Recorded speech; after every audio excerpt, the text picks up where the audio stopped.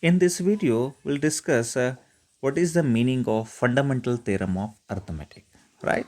First of all, let me write the definition. Every composite number, every composite number can be represented as product of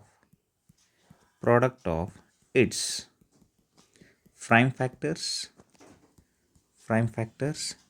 and this factorization, or you can just call it as this combination, is unique, and this combination is unique.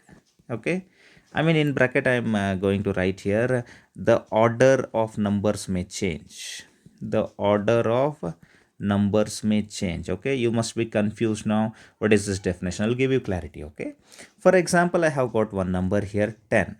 Okay, how can we write this 10? Now look at this 10 can be written as, I mean, if I divide this, this that is like 2 5s are, then 5 ones are, right? This 10 can be written as 2 into 5, right? All right, I mean, this can also be written as 2 to the power 1 into 5 to the power 1. That is there is no issue with this. Now if you look at this, I mean, 10 is a composite number, everybody knows that. All right, so every composite number can be represented as product of its prime factors. Look at this, I mean, if you consider this 2 and 5, so 2 is factor of 10 and 5 is also factor of 10, and both of these are prime numbers. All right, as a product of its prime factors, I mean, factors will be there and they are prime. All right, and this combination is unique. I mean, you cannot write 10 in any other way. Okay, 2 into 5 only you are supposed to write. All right, you may say 2.5 into 4 and all, but prime number means we are taking these whole numbers, no? All right, and the order of numbers may change. So same thing, if you write it as 5 into 2, so both, don't think that these are going to be different. No, these are same. So that's why I wrote here the order of numbers may change. Let me give you another example. For example, 100 is there. How can I write 100? Please listen to me very carefully. This 100 can be split as 2, then 50s are, then 25s are, then 5 5s are, then 5 1s are. So I can write this 100 as 2 into 2 into 5 into 5.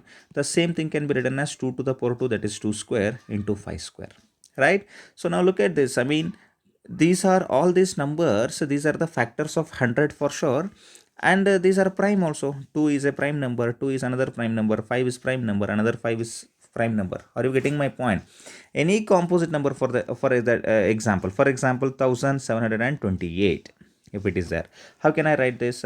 Let's have a look at this. 1728, I mean, it's a bit big number.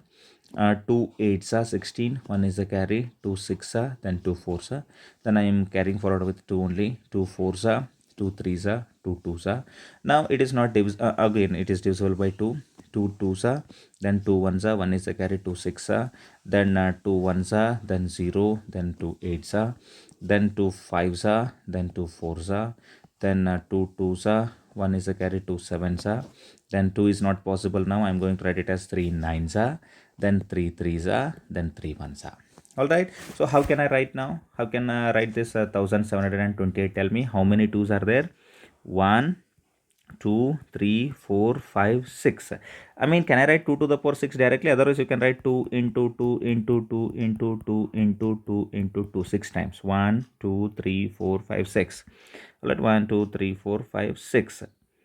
2 4 6, no, and another 3 are 3 times, so that is like into 3 into 3 into 3. So this can be written as 2 to the power 6 into 3 to the power 3 also.